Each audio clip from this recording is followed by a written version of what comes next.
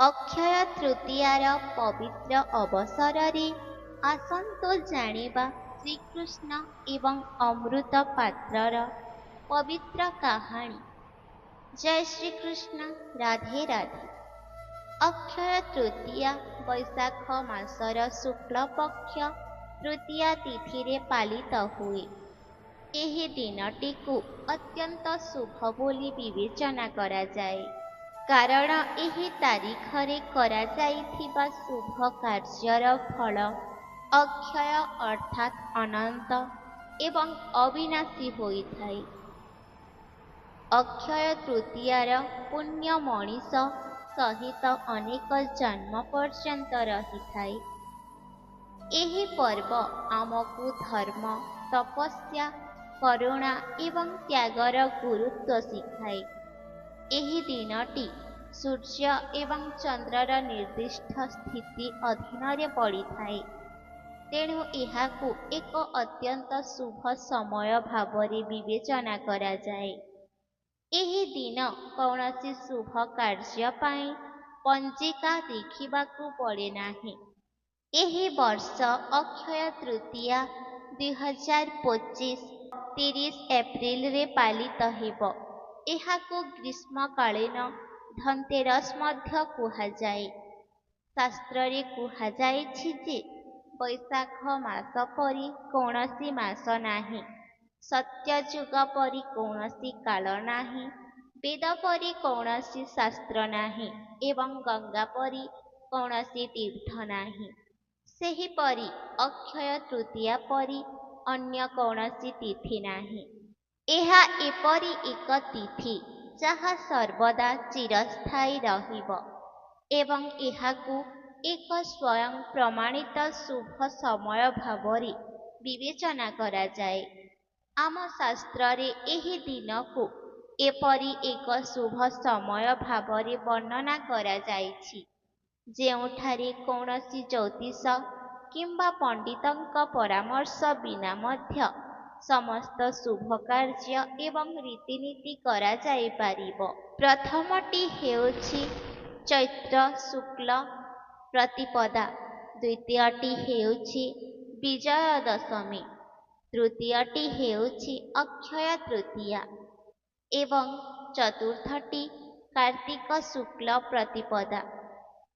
ଏହି ଦିବ୍ୟ ତିଥିଗୁଡ଼ିକରେ ସୂର୍ଯ୍ୟ ଏବଂ ଚନ୍ଦ୍ର ସେମାନଙ୍କର ସର୍ବୋଚ୍ଚ ରାଶିରେ ରୁହନ୍ତି। ସତ୍ୟଯୁଗ, ତ୍ରେତୟା ଯୁଗ ଏବଂ ଦ୍ୱାପର ଯୁଗ ଏହି ଦିନଗୁଡ଼ିକରୁ ଆରମ୍ଭ ହୋଇଥିଲା, ତେଣୁ ଏଗୁଡ଼ିକୁ ଅମର ତିଥି ମଧ୍ୟ କୁହାଯାଏ।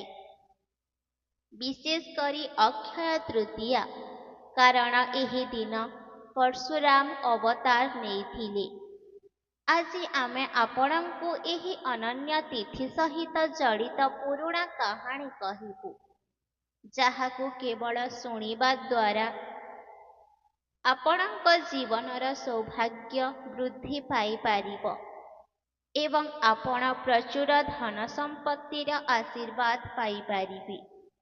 ଆପଣମାନଙ୍କୁ ସମସ୍ତଙ୍କୁ ଅନୁରୋଧ କରାଯାଉଛି ଯେ ଏହି କାହାଣୀଗୁଡ଼ିକୁ ଶେଷ ପର୍ଯ୍ୟନ୍ତ ଶୁଣନ୍ତୁ, କାରଣ ଏଥିରେ ଆପଣଙ୍କୁ ସୁନାଠାରୁ ମଧ୍ୟ ମୂଲ୍ୟବାନ ଜ୍ଞାନ ଦିଆଯାଉଛି। ବର୍ଷକୁ ଥରେ ଆସୁଥିବା ଏହି ବିଶେଷ ଅବସରରେ ସମସ୍ତେ କିଣାବିକା କରନ୍ତି, ସେ ସାଧାରଣ ଲୋକ ହୁଅନ୍ତୁ କିମ୍ବା ଧନୀ ବ୍ୟକ୍ତି। ଧର୍ମର ସୁରକ୍ଷା ପାଇଁ ଶ୍ରୀହରି ଅନେକ ଅବତାର ଗ୍ରହଣ କରିଥିଲେ, ଯେଉଁଥିରୁ ନର ନାରାୟଣ, ହୟଗ୍ରୀବ ଏବଂ ପରଶୁରାମଙ୍କ ଭଳି ଦିବ୍ୟ ଅବତାର ଅକ୍ଷୟ ତୃତୀୟା ଦିନ ପ୍ରକାଶ ପାଇଥିଲେ। ଏହି ପବିତ୍ର ଦିନରେ ଶ୍ରୀଲକ୍ଷ୍ମୀ ନାରାୟଣଙ୍କ ପୂଜା, ଉପବାସ, ପ୍ରତିକାର ଏବଂ ଦାନ କରିବା ଦ୍ୱାରା ଜୀବନରୁ ଦାରିଦ୍ର୍ୟ ଦୂର ହୁଏ, ପରିବାରରେ ସମୃଦ୍ଧି ଆସେ ଏବଂ ଆର୍ଥିକ ସଙ୍କଟ ଦୂର ହୁଏ।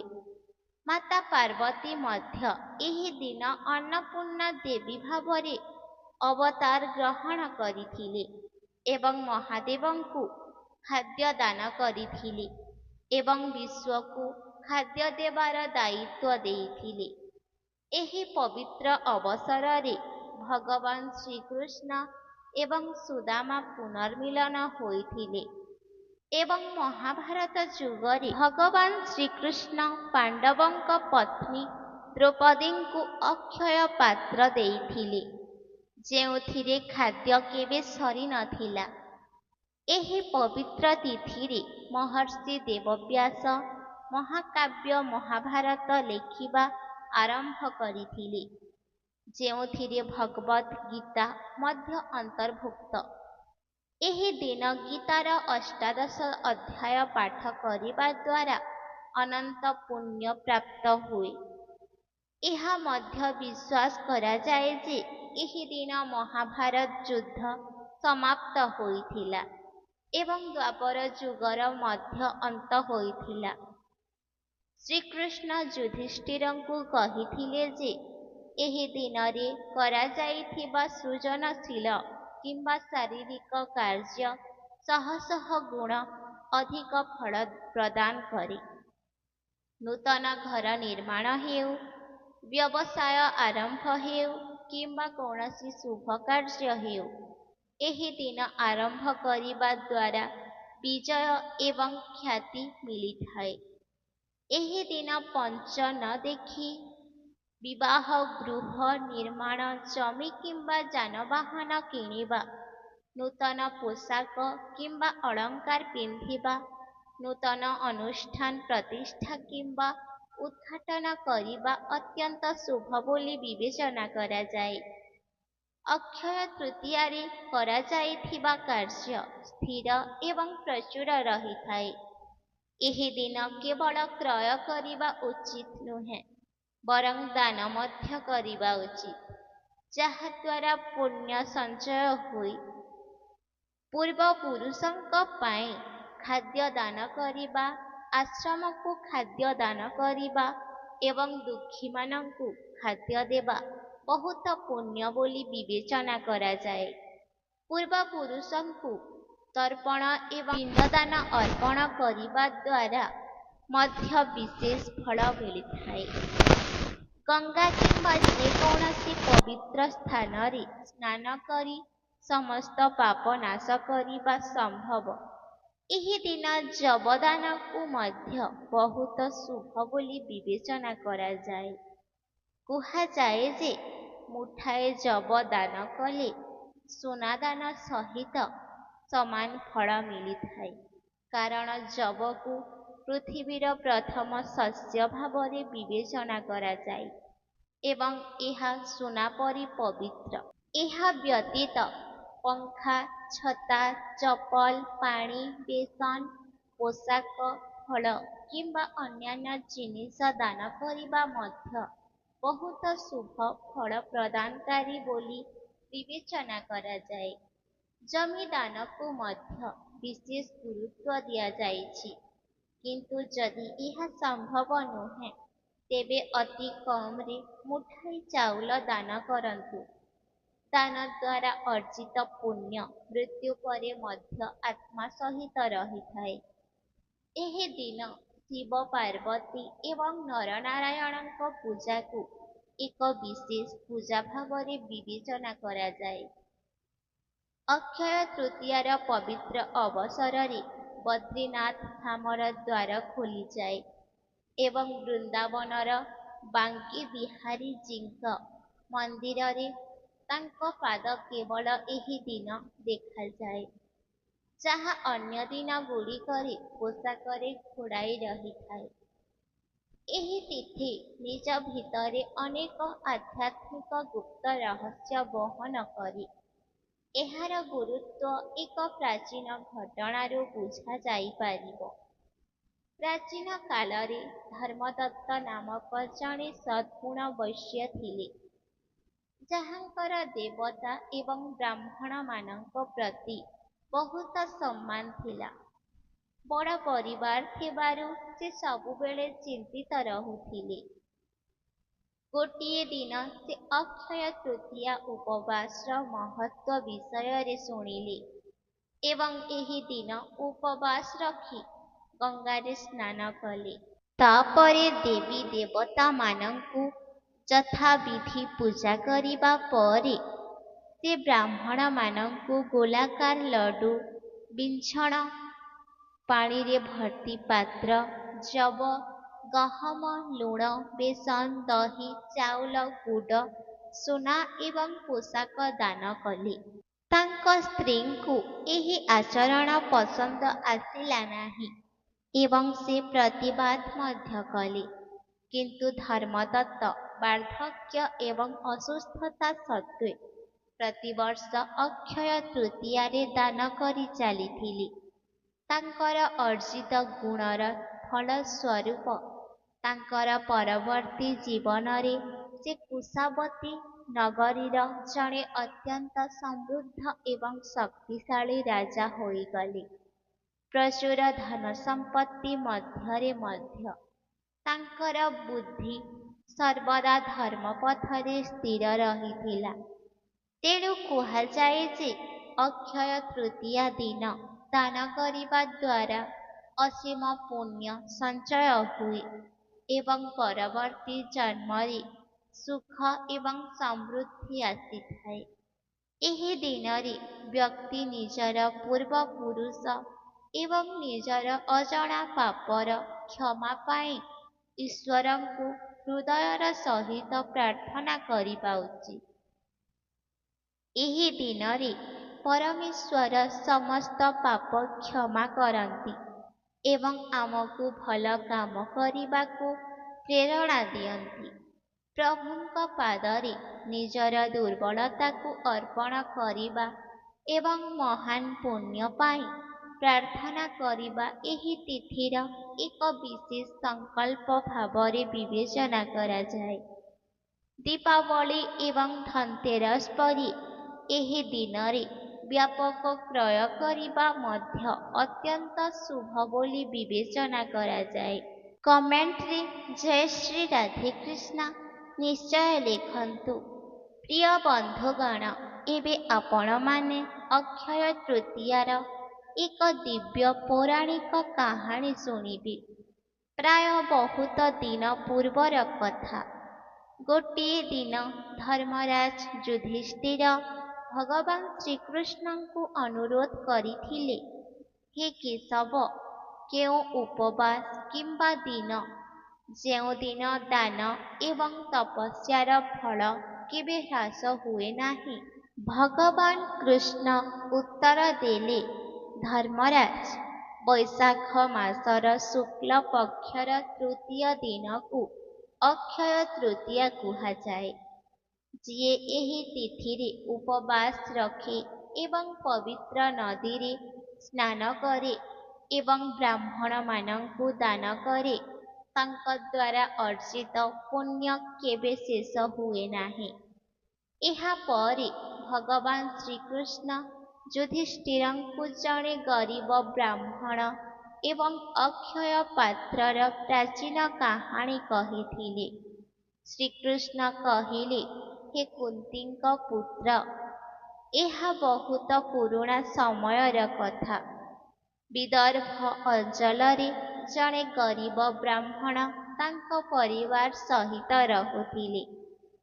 ସେ ବହୁତ ଗରିବ ଥିଲେ କିନ୍ତୁ ଧାର୍ମିକ ଏବଂ ଜଣେ ପ୍ରକୃତ ଭକ୍ତ ଥିଲେ।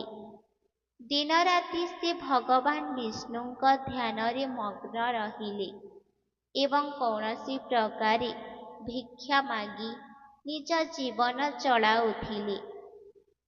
ତାଙ୍କ ସ୍ତ୍ରୀ ମଧ୍ୟ ବହୁତ ପବିତ୍ର ଥିଲେ ଏବଂ ତାଙ୍କର ଧାର୍ମିକ ଦୃଷ୍ଟିକୋଣ ଥିଲା। ସେ ପ୍ରତ୍ୟେକ ଉପବାସ ଏବଂ ପର୍ବକୁ ନିଷ୍ଠାର ସହିତ ପାଳନ କରୁଥିଲେ। କିନ୍ତୁ କ୍ଷୁଧା, ଦାରିଦ୍ର୍ୟ ଏବଂ ସଂଯମତା ସେମାନଙ୍କ ଜୀବନକୁ ଅତ୍ୟନ୍ତ କଷ୍ଟକର କରିଦେଇଥିଲା। ଗୋଟିଏ ଦିନ ପ୍ରଚଣ୍ଡ ଗରମରେ ଯେତେବେଳେ ମାଟି ଜଳୁଥିଲା, ତାଙ୍କ ଘରେ ଗୋଟିଏ ବି ଖାଦ୍ୟଶସ୍ୟ ନଥିଲା। ଭୋକ ଯୋଗୁଁ ବ୍ରାହ୍ମଣ ମହିଳାଙ୍କ ମୁହଁ ମଇଳା ଦେଖାଯାଉଥିଲା। ଏହା ଦେଖି ବ୍ରାହ୍ମଣ ଅତ୍ୟନ୍ତ ଦୁଃଖିତ ହୋଇଗଲେ ଏବଂ କହିଲେ, ମୁଁ ଆଉ ତୁମକୁ ଏହି ଯନ୍ତ୍ରଣାରେ ଦେଖିପାରୁନାହିଁ। ମୁଁ ବନକୁ ଯାଇ ଭଗବାନ ହରିଙ୍କ ପାଇଁ ତପସ୍ୟା କରିବି ଏବଂ ସେ ମୋ ସମ୍ମୁଖରେ ପ୍ରକଟ ନ ହେବା ପର୍ଯ୍ୟନ୍ତ ଫେରିବି ନାହିଁ। ସ୍ତ୍ରୀ ଏହାକୁ ଖୁସିରେ ଗ୍ରହଣ କଲେ ଏବଂ ତାଙ୍କ ସ୍ୱାମୀଙ୍କୁ ବିଦାୟ ଦେବା ସମୟରେ ସେ ନିଜ ମନରେ ପ୍ରତିଜ୍ଞା କଲେ ଯେ ତାଙ୍କ ସ୍ୱାମୀ ସଫଳ ଭାବରେ ଫେରି ନ ଆସିବା ପର୍ଯ୍ୟନ୍ତ ଯେକୌଣସି ଖାଦ୍ୟ ଖାଇବେ ନାହିଁ। ବ୍ରାହ୍ମଣ ଜଙ୍ଗଲକୁ ଯାଇ କଠୋର ତପସ୍ୟା କରିବାକୁ ଲାଗିଲେ। ଅନ୍ୟ ପକ୍ଷରେ ତାଙ୍କ ସ୍ତ୍ରୀ କେବଳ ପାଣି ପିଇ ବଞ୍ଚି ରହିଲେ ଏବଂ ଭଗବାନ ବିଷ୍ଣୁଙ୍କ ନାମ ଜପ କରି ଚାଲିଲେ। ବହୁତ ମାସ ବିତିଗଲା।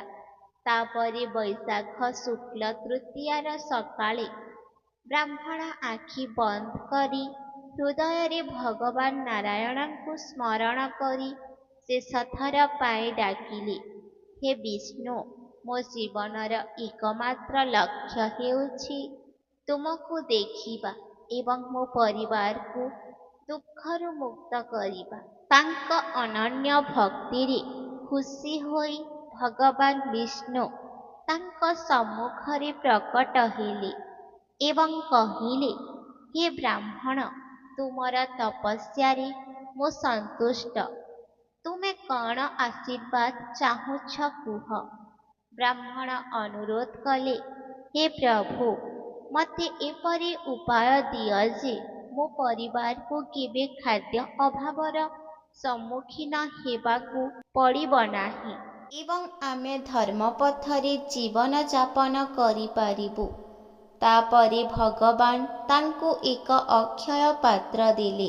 ଏକ ପାତ୍ର ଯେଉଁଥିରୁ ଯେତେ ଖାଦ୍ୟ ବାହାର କଲେ ମଧ୍ୟ ଏହା କେବେ ଖାଲି ହେବ ନାହିଁ। ଭଗବାନ କହିଲେ, ଆଜି ଅକ୍ଷୟ ତୃତୀୟା ଦିନ ଏହି ଅକ୍ଷୟ ପାତ୍ର ତୁମକୁ ଉପହାର ଦିଆଯାଇଛି। ଏହି ଦିନରେ କରାଯାଇଥିବା ଦାନ ଏବଂ ପୁଣ୍ୟ କେବେ ବି ବ୍ୟର୍ଥ ଯିବ ନାହିଁ। ଯାଅ, ଏହି ଦିନକୁ ତୁମର ଜୀବନର ଏକ ମହୋତ୍ସବ କର। ଏହାର ଗୁରୁତ୍ୱ ବୁଝ। ଯେତେବେଳେ ବ୍ରାହ୍ମଣ ସେହି ପାତ୍ର ଧରି ତାଙ୍କ ଘରକୁ ଫେରିଲେ, ତାଙ୍କ ସ୍ତ୍ରୀଙ୍କ ଆଖିରୁ ଆନନ୍ଦର ଲୁହ ବହିବାକୁ ଲାଗିଲା। ସେ ସେହି ସୁନ୍ଦର ପାତ୍ରରୁ ଖାଦ୍ୟ ବାହାର କଲେ ଏବଂ ଯେତେ ଖାଦ୍ୟ ବାହାର କଲେ ମଧ୍ୟ ପାତ୍ରଟି ପୂର୍ଣ୍ଣ ହୋଇ ରହିଲା। ଧୀରେ ଧୀରେ ତାଙ୍କ ଜୀବନ ଆନନ୍ଦମୟ ହୋଇଗଲା। ସେ କେବେ ଭୁଲି ନଥିଲେ ଯେ ଏସବୁ ଆଶୀର୍ବାଦ ଅକ୍ଷୟ ତୃତୀୟାର କୃପା ଦ୍ୱାରା ସମ୍ଭବ ହୋଇଥିଲା। ସେବେଠାରୁ ସେମାନେ ପ୍ରତିବର୍ଷ ଏହି ଦିନଟିକୁ ଉପବାସ, ଦାନ ଏବଂ ଉପାସନାର ପର୍ବ ଭାବରେ ପାଳନ କରିବା ଆରମ୍ଭ କଲେ। ଏହି ଦିନରେ ପ୍ରକୃତ ନିର୍ମଳ ହୃଦୟରେ କରାଯାଇଥିବା ଉପବାସ, ସେବା ଏବଂ ଦାନ କେବେ ବ୍ୟର୍ଥ ଯାଏ ନାହିଁ। ଭକ୍ତି, ସଂଯମ ଏବଂ ବିଶ୍ୱାସ ଦ୍ୱାରା ସବୁଠାରୁ ବଡ଼ ଅସୁବିଧାକୁ ମଧ୍ୟ ଦୂର କରାଯାଇପାରିବ। ଅକ୍ଷୟ ତୃତୀୟାର ପୁଣ୍ୟ ସମୟର ସୀମା ବାହାରେ ଏବଂ ଏହାର ପ୍ରଭାବ ଅନେକ ଜନ୍ମ ପାଇଁ ରହିଥାଏ। ଏହି ପର୍ବ ଧର୍ମ, ତପସ୍ୟା, କରୁଣା ଏବଂ ତ୍ୟାଗର ଗୁରୁତ୍ୱ ଶିକ୍ଷା ଦିଏ। ଏବେ ଆମ ଅକ୍ଷୟ ପାତ୍ର ଏବଂ ପାଣ୍ଡବମାନଙ୍କ ସହ ଜଡ଼ିତ ଆଶ୍ଚର୍ଯ୍ୟଜନକ କାହାଣୀ ଜାଣିବା। ଏହା ସେହି ସମୟର କାହାଣୀ ଯେତେବେଳେ ପାଣ୍ଡବମାନେ ଶକୁନି ଏବଂ ଦୁର୍ଯ୍ୟୋଧନକୁ ଷଡ଼ଯନ୍ତ୍ରରେ ପଡ଼ି ଜୁଆ ଖେଳରେ ସେମାନଙ୍କର ସମସ୍ତ ଧନ ଏବଂ ରାଜ୍ୟ ହରାଇଥିଲେ। ପାଣ୍ଡବମାନଙ୍କୁ ସେମାନଙ୍କର ରାଜ୍ୟ ଛାଡ଼ି 13 ବର୍ଷ ବନବାସ ଭୋଗ କରିବାକୁ ପଡ଼ିଲା। ଏହି ସମୟ ତାଙ୍କ ପାଇଁ ଅତ୍ୟନ୍ତ କଷ୍ଟକର ଥିଲା, କାରଣ ସେମାନେ କେବଳ ନିଜର ଶକ୍ତି ହରାଇ ନଥିଲେ ବରଂ ନିର୍ବାସନରେ କ୍ଷୁଧା, ତୃଷା, କଷ୍ଟ ଏବଂ ନିରନ୍ତର ସଂଘର୍ଷର ସମ୍ମୁଖୀନ ହୋଇଥିଲେ। ପାଣ୍ଡବମାନଙ୍କ ସହିତ ସେମାନଙ୍କର ମାତା କୁନ୍ତୀ ଏବଂ ପତ୍ନୀ ଦ୍ରୌପଦୀ ମଧ୍ୟ ଥିଲେ, ଯାହାଙ୍କର ହୃଦୟ ଅତ୍ୟନ୍ତ କୋମଳ ଏବଂ କରୁଣାମୟ ଥିଲା। ସେ ସର୍ବଦା ତାଙ୍କ ପରିବାର ପାଇଁ ଧର୍ମ ଏବଂ ଭକ୍ତିର ପଥ ଅନୁସରଣ କରିଥିଲେ। କିନ୍ତୁ ବନବାସର ଦିନଗୁଡ଼ିକରେ ବଢ଼ୁଥିବା କଷ୍ଟ ଦେଖି ଦ୍ରୌପଦୀ ଗଭୀର ଭାବରେ ଦୁଃଖିତ ହୋଇଗଲେ। ସେ ଭଗବାନ କୃଷ୍ଣଙ୍କୁ ସ୍ମରଣ କଲେ ଏବଂ ତାଙ୍କୁ ପ୍ରାର୍ଥନା କଲେ, ହେ ମାଧବ, ଆମର ନା ରୋଷେଇ ଘର ଅଛି ନା କୌଣସି ସାଧନ ଅଛି। ଆମେ ପ୍ରକୃତ ଆତ୍ମା ସହିତ ବ୍ରାହ୍ମଣ, ସନ୍ଥ ଏବଂ ଅତିଥିମାନଙ୍କର ସେବା କରିବାକୁ ଚାହୁଁଛୁ, କିନ୍ତୁ ଆମେ ପର୍ଯ୍ୟାପ୍ତ ଖାଦ୍ୟ ପାଇପାରୁନାହୁଁ। ଆମେ ସେମାନଙ୍କୁ କିପରି ସନ୍ତୁଷ୍ଟ କରିବୁ? ଶ୍ରୀକୃଷ୍ଣ ଦ୍ରୌପଦୀଙ୍କ ଚିନ୍ତା ବୁଝିପାରିଲେ ଏବଂ ତୁରନ୍ତ ପାଣ୍ଡବମାନଙ୍କ ବନବାସ ସ୍ଥାନରେ ପହଞ୍ଚିଗଲେ। ପ୍ରଭୁଙ୍କ ଦିବ୍ୟ ଉପସ୍ଥିତି ପାଣ୍ଡବମାନଙ୍କୁ ଅତ୍ୟନ୍ତ ଶାନ୍ତି ପ୍ରଦାନ କରିଥିଲା। ଦ୍ରୌପଦୀ ଭଗବାନ ଶ୍ରୀକୃଷ୍ଣଙ୍କୁ କହିଲେ, ହେ ଗୋବିନ୍ଦ, ଆମର ଅବସ୍ଥା ଏତେ ଦୟନୀୟ ଯେ ଆମେ କିଛି ଠିକ୍ ଭାବରେ କରିପାରୁନାହୁଁ। ଆମ ପାଖରେ କୌଣସି ସମ୍ବଳ ନାହିଁ। ଆମେ ଅତିଥିମାନଙ୍କୁ କିପରି ସତ୍କାର କରିବୁ? ଶ୍ରୀକୃଷ୍ଣ ହସି କହିଲେ, ହେ ଦ୍ରୌପଦୀ, ସମ୍ପଦର ଅଭାବ ତୁମର ଭକ୍ତିରେ ବାଧା ସୃଷ୍ଟି କରୁନାହିଁ। ମୋ ଉପରେ ତୁମର ଅଟଳ ବିଶ୍ୱାସ ତୁମକୁ ସକ୍ଷମ କରିଛି। ତୁମର ସେବା, ଭକ୍ତି ଏବଂ ବିଶ୍ୱାସରେ ମୁଁ ବହୁତ ଖୁସି। ଏହାପରେ ଭଗବାନ ଶ୍ରୀକୃଷ୍ଣ ତାଙ୍କର ଚମତ୍କାର ଅକ୍ଷୟ ପାତ୍ର ଦ୍ରୌପଦୀଙ୍କୁ ଦେଲେ ଏବଂ କହିଲେ, ଏହି ପାତ୍ରଟି ତୁମ ପାଖରେ ରଖିବ। ଯେ ପର୍ଯ୍ୟନ୍ତ ତୁମେ ନିଜେ ଖାଇବ ନାହିଁ, ସେ ପର୍ଯ୍ୟନ୍ତ ଏଥିରେ ଥିବା ଖାଦ୍ୟ କେବେ ସରିବ ନାହିଁ। ସେତେବେଳେ ଜଣେ ଭୋକିଲା ଅତିଥି ଆସିବେ। ଏହି ପାତ୍ର ତାଙ୍କୁ ପ୍ରଚୁର ଖାଦ୍ୟ ଯୋଗାଇବ। କିନ୍ତୁ ମନେରଖ, ଦ୍ରୌପଦୀ ନିଜେ ଖାଦ୍ୟ ଖାଇବା ମାତ୍ରେ ଏହି ପାତ୍ର ଖାଲି ହୋଇଯିବ। ଶ୍ରୀକୃଷ୍ଣଙ୍କ ଦ୍ୱାରା ପ୍ରଦତ୍ତ ଅକ୍ଷୟ ପାତ୍ର ପାଣ୍ଡବମାନଙ୍କ ଜୀବନରେ ଏକ ଆଶୀର୍ବାଦ ପାଲଟିଥିଲା। ଯେତେବେଳେ ସେ ଭୋକିଲା ଲୋକଙ୍କୁ ଖାଦ୍ୟ ଦେବା ପାଇଁ ପାତ୍ରରେ ହାତ ପକାଉଥିଲେ, ତାହା କେବେ ଖାଲି ରହୁନଥିଲା। ଖାଦ୍ୟର କୌଣସି ଅଭାବ ନଥିଲା। ଏହା ଏକ ଆଶ୍ଚର୍ଯ୍ୟଜନକ ଚମତ୍କାର ଥିଲା। ଯେତେବେଳେ ଚାରିଆଡ଼େ ଅସୁବିଧା ଥିଲା, ଏହି ପାତ୍ରଟି ସେମାନଙ୍କ ପାଇଁ ଶ୍ରୀକୃଷ୍ଣଙ୍କ ଦିବ୍ୟ କୃପାର ପ୍ରତୀକ ଭାବରେ ଆସିଥିଲା। ଏହି ପାତ୍ରଟି ତାଙ୍କୁ ସାରା ଜୀବନ କେବଳ ଖାଦ୍ୟ ଯୋଗାଇ ନଥିଲା, ବରଂ ପରମେଶ୍ୱରଙ୍କ ଆଶୀର୍ବାଦ ତାଙ୍କୁ ସାହସ ଏବଂ ଶକ୍ତି ମଧ୍ୟ ଦେଇଥିଲା। ଦିନେ ଜଣେ ସନ୍ଥ ତାଙ୍କ ଆଶ୍ରମକୁ ଆସିଲେ ଏବଂ ଖାଦ୍ୟ ମାଗିଲେ। ଦ୍ରୌପଦୀ ତୁରନ୍ତ ଅକ୍ଷୟ ପାତ୍ରରୁ ଖାଦ୍ୟ ବାହାର କରି ତାଙ୍କୁ ଖାଇବାକୁ ଦେଲେ। ଆଶ୍ଚର୍ଯ୍ୟଜନକ କଥା ହେଲା ଯେ ପାତ୍ରରୁ ବାହାରକୁ ଆସୁଥିବା ଖାଦ୍ୟର ପରିମାଣ କେବେ ହ୍ରାସ ପାଇଲା ନାହିଁ। ଏହି ପାତ୍ରଟି ଅନନ୍ତ ପୁଣ୍ୟ ଏବଂ ଦିବ୍ୟ ଆଶୀର୍ବାଦର ପ୍ରତୀକ ହୋଇଗଲା। ଭଗବାନ ଶ୍ରୀକୃଷ୍ଣ ଦ୍ୱାରା ପ୍ରଦତ୍ତ ଅକ୍ଷୟ ପାତ୍ର କେବଳ ଖାଦ୍ୟ ଯୋଗାଇବାର ଏକ ମାଧ୍ୟମ ନଥିଲା, ବରଂ ଏହା ଦିବ୍ୟତା ଏବଂ ଭକ୍ତିର ପ୍ରମାଣ ଥିଲା। ଦ୍ରୌପଦୀଙ୍କ ବିଶ୍ୱସ୍ତତା ଏବଂ ଧାର୍ମିକତାର ସାକ୍ଷୀ ହୋଇ ଏହି ଚରିତ୍ର ପାଣ୍ଡବମାନଙ୍କ ପାଇଁ ଆଶା ଏବଂ ବିଶ୍ୱାସର ଉତ୍ସ ପାଲଟିଥିଲା। ଏହାର ମୁଖ୍ୟ ଉଦ୍ଦେଶ୍ୟ ଥିଲା ଏହା ଦେଖାଇବା ଯେ ଯେତେବେଳେ ଜଣେ ବ୍ୟକ୍ତିର ନିର୍ମଳ ହୃଦୟ ଥାଏ ଏବଂ ସେ ଧର୍ମର ପଥ ଅନୁସରଣ କରେ, ସ୍ୱୟଂ ଈଶ୍ୱର ତାଙ୍କୁ ସାହାଯ୍ୟ କରନ୍ତି। ଏହି ପାତ୍ର କେବଳ ଏକ ଯାଦୁକରୀ ବସ୍ତୁ ନଥିଲା, ବରଂ ପ୍ରଭୁଙ୍କ ଏକ ପ୍ରତ୍ୟକ୍ଷ ଆଶୀର୍ବାଦ ଥିଲା, ଯାହା ପାଣ୍ଡବମାନଙ୍କୁ ଏହି ଆତ୍ମବିଶ୍ୱାସ ଦେଇଥିଲା ଯେ ଶ୍ରୀକୃଷ୍ଣ ସେମାନଙ୍କ ସହିତ ଥିବାବେଳେ ପ୍ରତ୍ୟେକ କାର୍ଯ୍ୟ ସଫଳ ହୁଏ। ଅକ୍ଷୟ ତୃତୀୟା ଏବଂ ଏହାର ମହିମା ଆମକୁ ଶିକ୍ଷା ଦିଏ ଯେ ପ୍ରକୃତ ବିଶ୍ୱାସ ଏବଂ ଭକ୍ତି ଥିବା ଲୋକଙ୍କ ଉପରେ ଭଗବାନଙ୍କ ଆଶୀର୍ବାଦ ସର୍ବଦା ବର୍ଷିଥାଏ। ଅକ୍ଷୟ ତୃତୀୟା ପାଳନ ଏହି ଚିରନ୍ତନ ସତ୍ୟର ପ୍ରତୀକ ଯେ ଏହି ଦିନରେ କରାଯାଇଥିବା ଯେକୌଣସି ପୁଣ୍ୟ କାର୍ଯ୍ୟ କେବେ ବ୍ୟର୍ଥ ଯାଏ ନାହିଁ। ଯେପରି ଅକ୍ଷୟ ପତ୍ରରୁ ଖାଦ୍ୟ କେବେ ସରିଯାଏ ନାହିଁ, ସେହିପରି ଏହି ପବିତ୍ର ଦିନରେ କରାଯାଇଥିବା ଧାର୍ମିକ କର୍ମର ଫଳ ଅନନ୍ତ ହୋଇଥାଏ। ଅକ୍ଷୟ ତୃତୀୟା ଆମ ଜୀବନରେ ସୁଖ, ସମୃଦ୍ଧି ଏବଂ ଦିବ୍ୟତାର ଆଶୀର୍ବାଦ ଆଣିଥାଏ। ସତ୍ୟ, ଧର୍ମ, ନିଷ୍କଳଙ୍କ ଭକ୍ତି ଏବଂ ଗଭୀର ବିଶ୍ୱାସ ସହିତ କରାଯାଇଥିବା ଯେକୌଣସି ପ୍ରୟାସ କେବେ ବି ବ୍ୟର୍ଥ ହୁଏ ନାହିଁ। ଅକ୍ଷୟ ତୃତୀୟାର ପବିତ୍ର ପର୍ବ ଆମକୁ ମନେ ପକାଇ ଦିଏ ଯେ ଯେଉଁମାନେ ପବିତ୍ର ହୃଦୟରେ ସେବା କରନ୍ତି ଏବଂ ସତ୍ୟ କର୍ମ କରନ୍ତି, ସେମାନଙ୍କ ଉପରେ ଭଗବାନଙ୍କ ଆଶୀର୍ବାଦ ସର୍ବଦା ରହିଥାଏ। ଜୀବନରେ ଅନେକ କଷ୍ଟକର ସମୟ ଆସେ, କିନ୍ତୁ ଭଗବାନଙ୍କ କୃପା ଦ୍ୱାରା ପ୍ରତ୍ୟେକ କଷ୍ଟ ଦୂର ହୁଏ, ଯେପରି ପାଣ୍ଡବଙ୍କ ଜୀବନରେ ଦେଖାଯାଇଥିଲା।